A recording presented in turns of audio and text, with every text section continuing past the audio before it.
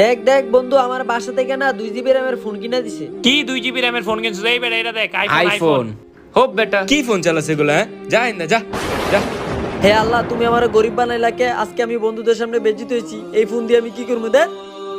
আরে জায়নামাজ আর টুপি আজান দিয়ে দিছে, নামাজটা পড়ে নেই এখানে।